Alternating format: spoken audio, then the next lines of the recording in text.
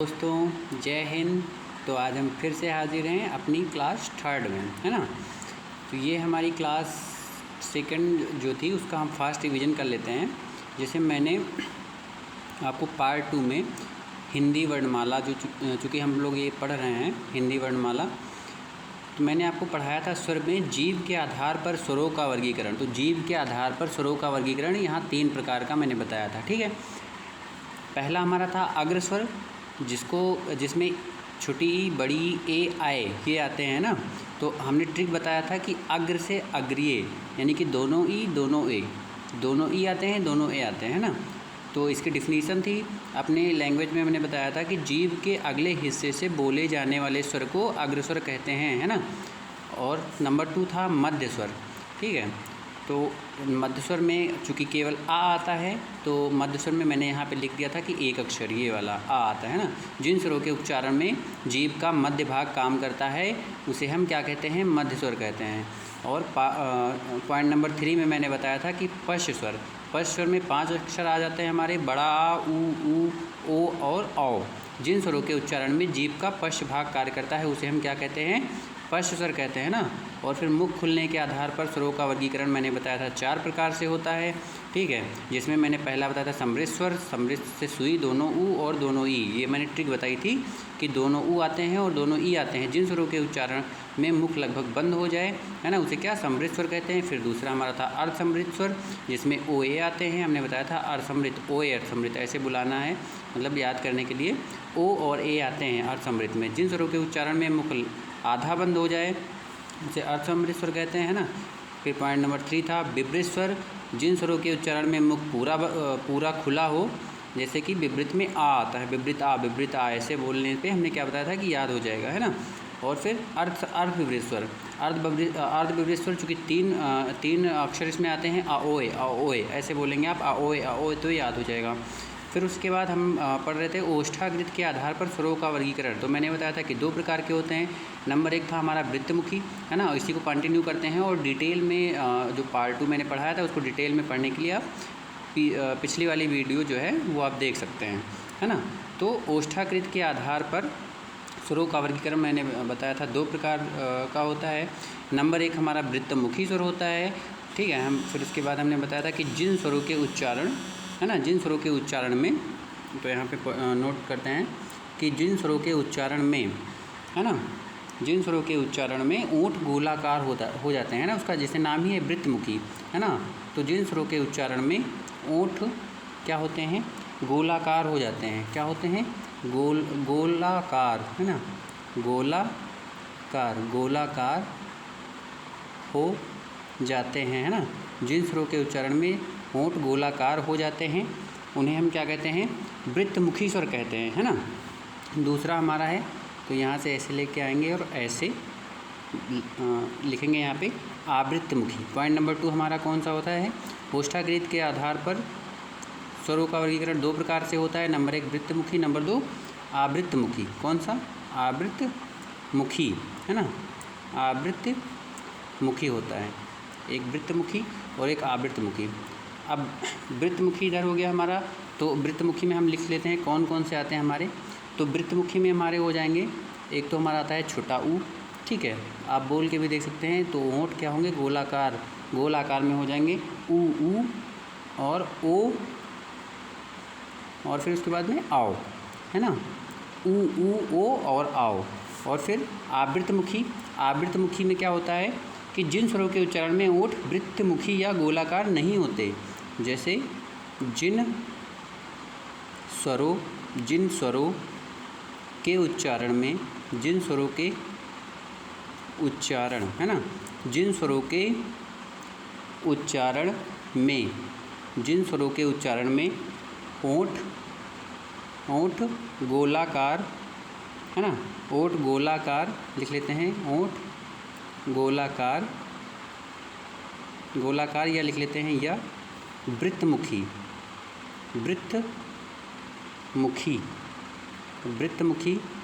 नहीं होते हैं, है ना, याद रखिएगा, नहीं होते, है ना, नहीं होते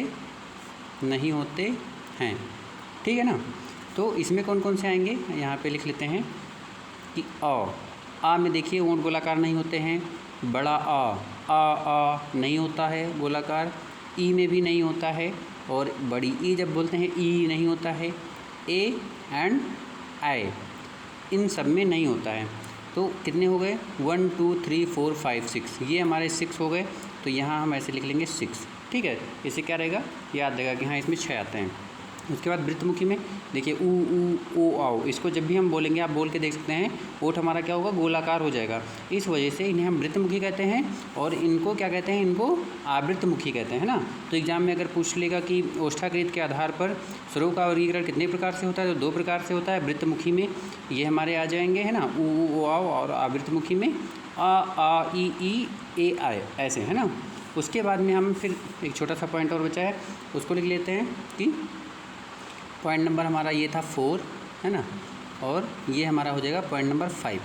अब यहाँ पे एक और होता है कि जाति के आधार पर, है ना, कभी कभी एग्जाम में ये भी पूछ लेता है कि जाति के आधार पर, जाति के आधार पर है ना, जाति के आधार पर स्वरों का, जाति के आधार पर स्वरों का वर्गीकरण, जाति के आधार पर स्वरों का वर्गीकरण, जाति के आधार पर स्वरों का वर्गीकरण।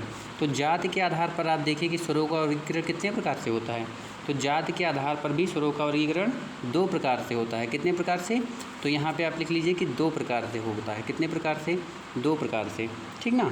कौन कौन सा, तो एक होता है सजातीय, सजातीय मतलब जो समान जाति के हैं, एक लिख लेते हैं कौन से, सजातीय, सजातीय। नंबर 1 क्या हो गया, सजातीय स्वर, और नंबर दूसरा क्या हो गया हमारा, यहाँ से लिख लेंगे विजातीय, है ना, विजातीय स्वर। कौन सा, विजातीय स्वर, ठीक है। एक हो गया सजातीय स्वर और एक क्या हो गया हमारा विजातीय स्वर। अब सजातीय में कौन कौन से आते हैं, तो सजातीय में नोट डाउन करिएगा कि छोटा आ गया, ठीक है, बड़ा आ गया, ठीक है, छोटी ई आ गया, बड़ी ई है ना, बड़ी ई हमारा आ जाएगा, उसके बाद में छोटा ऊ आ जाएगा, और फिर बड़ा ऊ आ जाएगा, है ना। अब विजातीय में, विजातीय में ए आए, ए आ जाएगा, आए आ जाएगा, ओ आ जाएगा, है ना, और आओ आ जाएगा। मीन्स जैसे कि क्या होता है कि जैसे सजातीय में जैसे आ हम बोल रहे हैं, है ना, तो आ में आ ही आ रहा है, आवाज़ क्या आ रही है, आ ई ऊ, है ना। और मतलब ये किससे मिलकर बना, जैसे मान लीजिए बड़ा आ है ना, छोटी ई है ना। लेकिन इधर अगर हम आप देखेंगे तो जैसे मान लीजिए ए बना, ए किससे बना, तो आ और प्लस ई को जब हम मिलाएंगे तो हमारा क्या बन जाएगा, ए बन जाएगा ना। तो इसी वजह से इसमें क्या है, 2 अक्षर मिलके एक अक्षर का निर्माण हुआ, तो इसी वजह से हम इसे विजातीय स्वर कह सकते हैं, ठीक है। और अब हम क्या करते हैं कि पार्ट नंबर 3 जो यहाँ से हमारी क्लास स्टार्ट हो जाती है, पार्ट नंबर 3, ठीक है। स्वर special for UP police and UPSI exam, है ना, के लिए जो हिंदी है थोड़ा इम्पॉर्टेंट है, क्योंकि एसआई और पुलिस में हिंदी जो है स्कोरिंग सब्जेक्ट रहता है, और उसमें क्वेश्चन चूँकि एसआई में लगभग 40 क्वेश्चन और यूपी पुलिस में लगभग 37 क्वेश्चन पूछे जाते हैं, ठीक है। तो वहाँ तक मैंने जो आपको पढ़ाया वहाँ हमारा क्या होता है, स्वर, हमारा स्वर मैंने पढ़ा दिया। अब यहाँ आप पॉइंट डालेंगे व्यंजन, यहाँ से हम क्या करेंगे, व्यंजन को स्टार्ट करेंगे, है ना, व्यंजन को स्टार्ट करेंगे।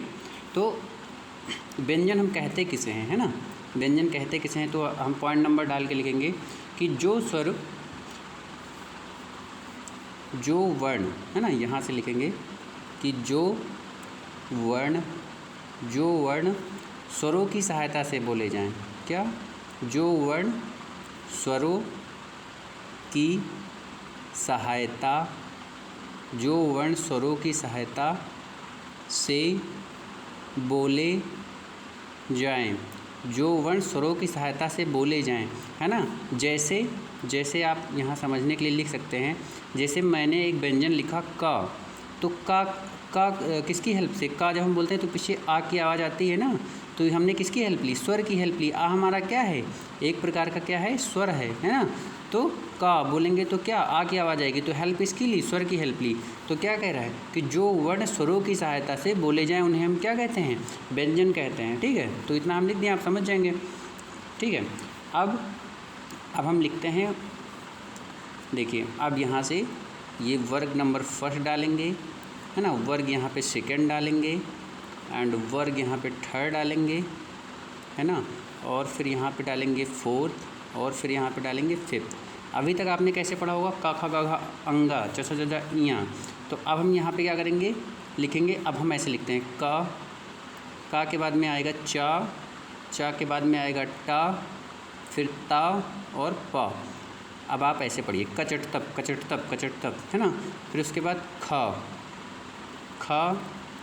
फिर छा, फिर ठा, फिर था और फिर फा, खचट थप। उसके बाद गा, फिर जा, फिर ड, है ना, फिर उसके बाद द और फिर बा, गजट दब हो गया, है ना। उसके बाद फिर क्या करेंगे, घा, फिर झा, है ना, घा झा, फिर ढा, फिर धा और फिर भा, घजट दब।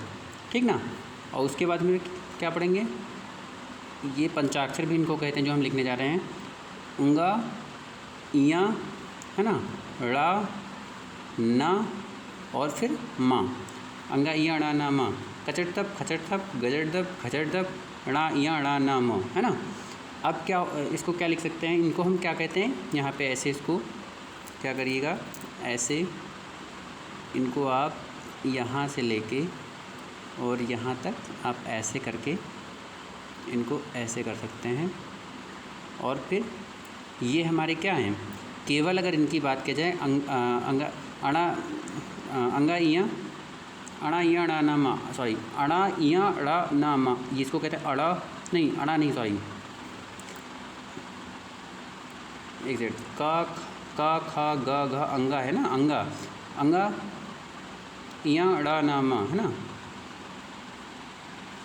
अंगा इया अड़ा ना मा।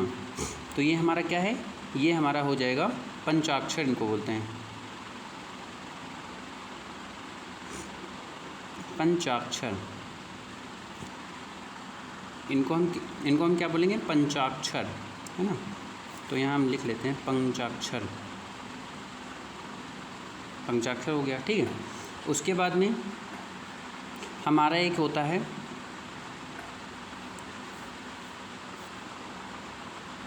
ये हो गया पंचाक्षर हो गया। ठीक ना। उसके बाद इसको हम क्या बोलते हैं, एक नासिक के वर्ण भी इनको बोलते हैं। और क्या बोलते हैं इनको, यहाँ ब्रैकेट में लिख लेंगे,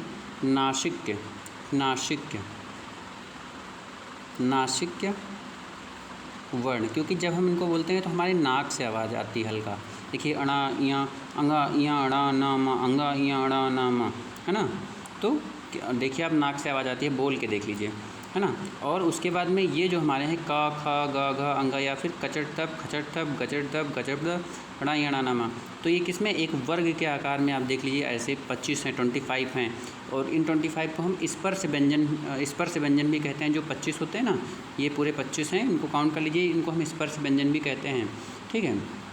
उसके बाद हमारा आएगा या रा लावा, क्या आएगा, या, यहाँ पे लिख लेते हैं या रा ला और फिर देन वा। ये जो हमारे या रा लावा हैं, ये हमारे क्या हैं, इनको हम बोलते हैं अंतस्थ व्यंजन। क्या बोलते हैं, अंतस्थ व्यंजन। इम्पॉर्टेंट है, एग्ज़ाम में पूछा जा सकता है ना। ये हमारे अंतस्थ व्यंजन हैं।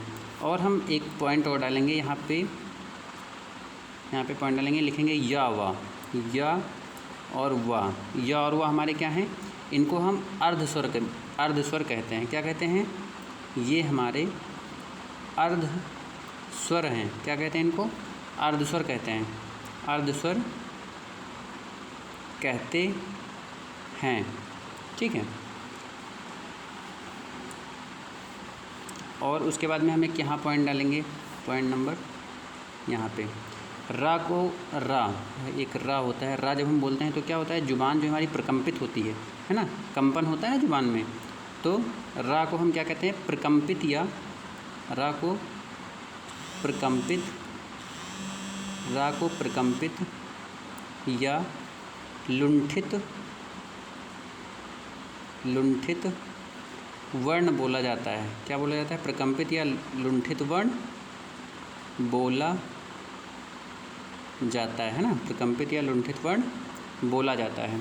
और फिर एक पॉइंट डालिए, ला को हम कहते हैं पार्श्विक व्यंजन, है ना, पार्श्विक।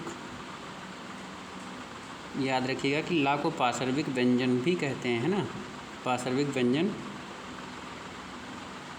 कहते हैं। जो हम लिखवा रहे हैं बहुत इंपॉर्टेंट है, क्योंकि ये जीभ के पार्श्व भाग से बोला जाता है ना, इस वजह से इसको क्या कहते हैं?